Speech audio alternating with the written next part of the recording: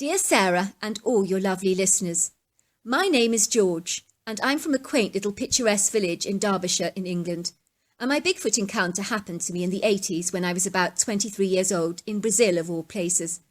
I grew up with my parents and a brother called Walter, and we had a really phenomenal childhood growing up. We grew up in a world where crime was very uncommon, so as kids we were pretty much able to do as we pleased, without the interference of modern technology or nagging overcautious parents. My brother and I adored horse riding, fishing and cycling, and we could be seen riding our bicycles all over the Derbyshire countryside. When we rode past our village in our bicycle down some of those long country roads, we would invariably cycle past exquisitely beautiful meadows, rolling green hills, and grazing fields of cows, sheep and even horses. Our little terrier mixed dog called Mops literally followed us everywhere on those exciting adventures and never grew tired. I remember when I was about 10 years old, I was nearly killed by a herd of very inquisitive cows that could quite literally have trampled and stomped me to death. It would seem to be on this occasion that the cows had a probing curiosity and interest towards Mops, my dog, for some bizarre reason. Believe me, inquiring quizzical cows are highly problematic. Before long we were surrounded by cows everywhere that were closing in tightly on us and mooing. We were seconds away from being squashed and pounded to death, unintentionally of course by these creatures because their bodies are so large, and they could easily have flattened us in a heartbeat. I knew of a boy who had actually lost his life this way to a herd of trampeding cows.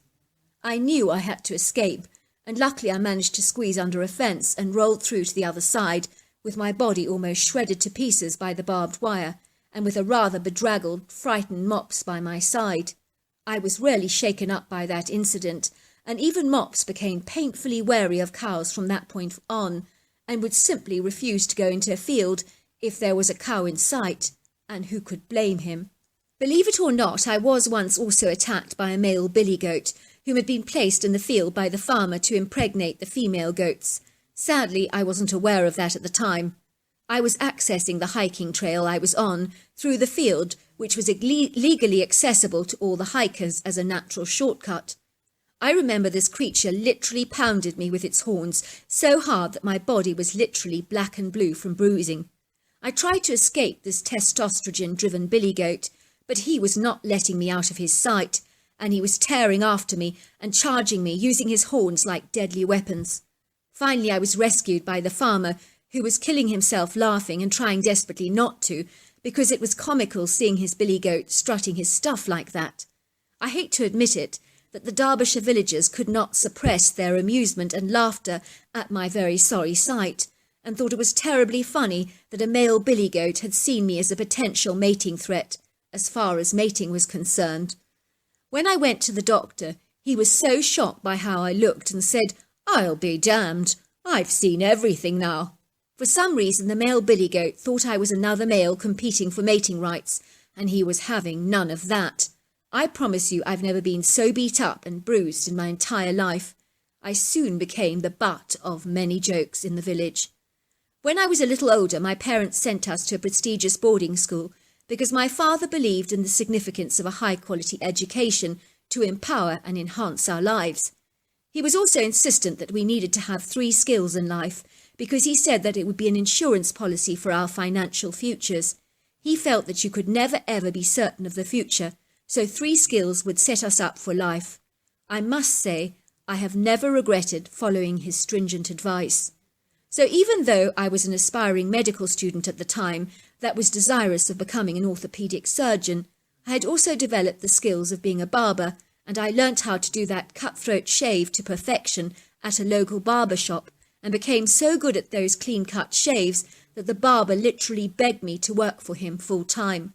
My third and final skill would be learning how to become a bricklayer, and so off I went to London to acquire some building skills.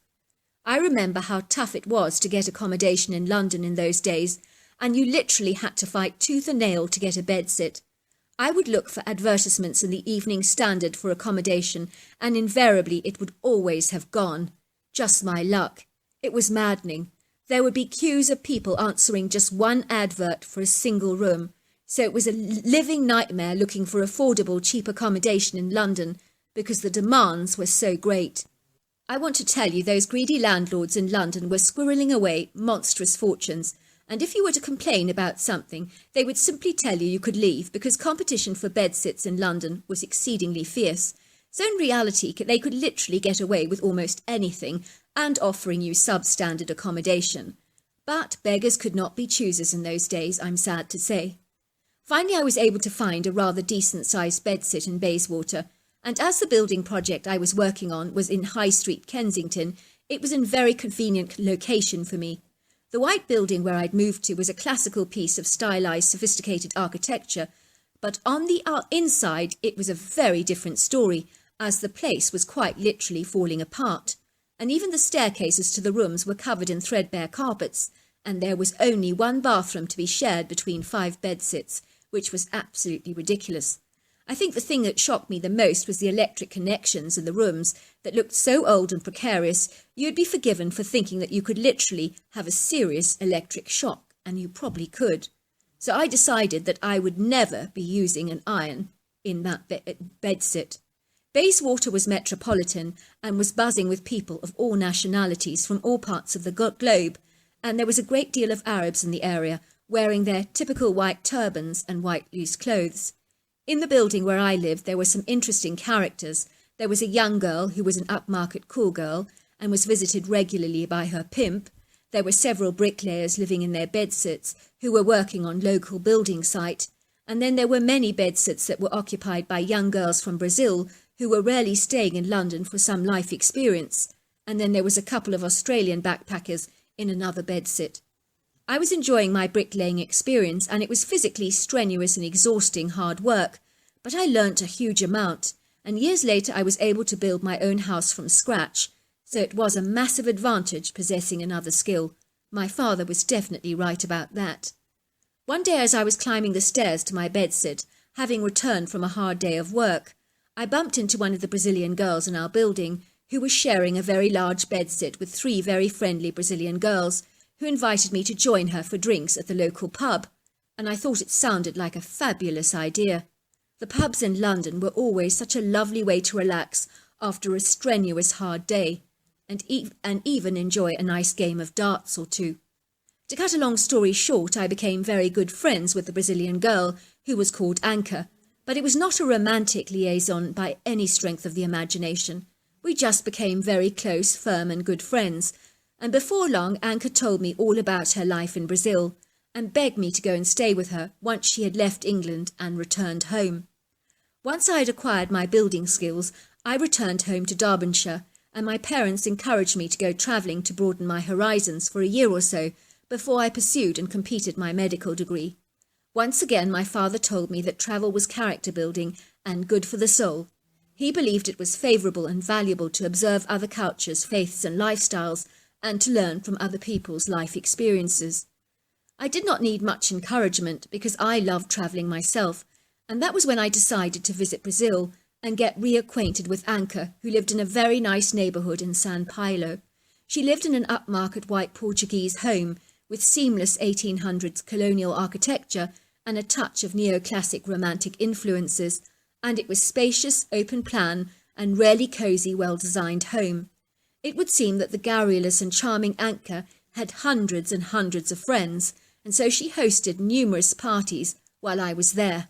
I found the Brazilians to be very gregarious, friendly and congenial, and they just loved a good party and dancing to all hours of the morning. We visited pristine white beaches, and believe me, those beaches were among the most magnificent I've ever seen in the world, I imagine. I travelled all over Brazil, meeting some very interesting characters, and I enjoyed eating delicious Brazilian food. I noticed they love cooking with black beans in their dishes, but for me nothing was tastier than the picanha, which is a barbecued meat, and I was also rather partial to a feijoada, which is a hearty pork stew with black beans. One day Anka and I decided to go camping in a large wooded area of natural forest that consisted of luxurious vegetation, along with myrtle, laurel, palm, acacia, rosewood, Brazil nut, rubber, and Amazonian mahogany trees. After walking for a long while, we encountered a couple of sloths, and they were just so beautiful to watch, and they were hanging upside down and looking at us rather curiously. and it seemed that they were undaunted and unfazed by our appearance. We also encountered the most amazing birds, from the toucans to the parrots and macaws and hummingbirds, and as I've always loved birds, I was completely overwhelmed to observe such colourful birds. They were spectacular. I remember we were hot and sweaty, and we were being bitten alive by mosquitoes and other carnivorous-looking insects that seemed all too eager to eat us alive. Sadly, Anka had completely forgotten to bring any insect repellent with us, something that you should never do in the Brazilian forest. Some parts of the woods were so overgrown that we had to literally use a machete to cut our way through the forest, I kid you not. It was not long before Anka and I found a place to camp for the night, in a large open clearing beside a gushing pebbly stream that meandered and spiralled through the whole valley. It was very enchanting, magical, and terribly pretty, and we got the fire going to do our best to try and smoke out those obnoxious eating insects. It really was a sublime, enchanting evening, and the magical sounds of the forest were alive with the sounds of crickets and frogs, and there were other more intimidating roars and howls to be heard from animals that were clearly predators of some kind. Anka and I were feeling so much better as the smoke from our fire pit was successful in warding off those flesh-eating nasty bugs, and it was somewhat of a protection against predators, giving us a secure feeling of safety. There's nothing like a good fire to do that for you. We had set up a large tent in the open clearing, and we sat by our fire pit, talking and enjoying plastic glasses of cheap boxed red wine. It was such a bright, magical, cheerful night, with a golden white glaze from the full moon and silver sparkle from the twinkling stars, although there was a large canopy above us, that the light of the moon danced through the branches and lit up the entire clearing, quite brightly, I might add. Not to mention the light of the oil lamp, which also enabled us to view our map and discuss whereabouts we were to travel in the morning, because it is easy to get so lost in these forests, and so we needed to make absolutely sure we charted a reliable course for ourselves. I was lucky because Anka had a great deal of hiking experience behind her, as her father had once been a forest tour guide, so I knew I was in exceedingly safe hands with Anka's vast, invaluable knowledge of the Brazilian forest. Suddenly, before we knew it, we were surrounded, just from nowhere, by hundreds of monkeys that were eagerly rifling through our belongings to see if they could find any edibles. All our stuff was being flung all over the place. One of the monkeys opened our fruit bag and proceeded to eat a banana with great gusto, looking at us as if it was no big deal, while the other monkeys tried to tear the fruit bag away from him. But the naughty little critter held on to it for dear life and had absolutely no intention of sharing with anyone. Not in your life. He had an animated expression on his face, as if he'd most certainly won the food diving lottery. "Where on earth did they come from?" I asked Anka. "I think they've been watching us for quite some time," she said. "They're amazing at remaining invisible. We were trying to stop the monkeys from going through my backpack that was filled with all our food supplies for the next couple of days, but they weren't fearful of us at all, which was exceedingly frustrating. I tried to shoo them away, but with very little effect. Suddenly we heard the most terrifying roar that was so petrifying that it actually caused the ground to vibrate and shudder beneath us. We could literally feel the ground move. We heard these heavy bipedal feet thundering towards our campsite, and as they sprinted towards us, we could hear tree limbs breaking and tree branches crunching. It truly sounded like a trampeding elephant in musk was charging at us and rampaging through the undergrowth like a heavy bulldozer on full throttle. In terror, the monkeys just scattered, and I noticed that they seemed all too familiar with that sound, as if they knew what was charging us, and they had no intention of hanging around whatsoever. Suddenly standing yards away from us was this apex predator. I don't know how else to describe him to you. He was a monstrous giant, such as the likes that I have never ever seen before.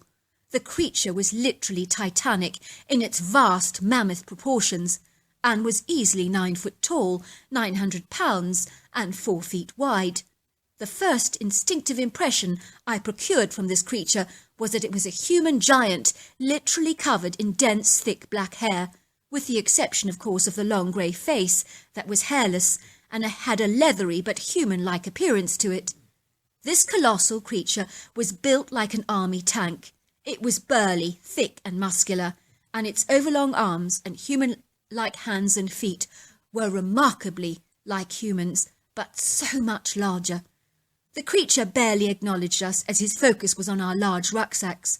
The critter pounded his chest a few times with his massive fists and let out a thunderous roar, which I believed was designed to intimidate the monkeys that we had just seen, including the other forest animals, to affirm his high-ranking position, as I imagine king of the forest, which he most certainly was.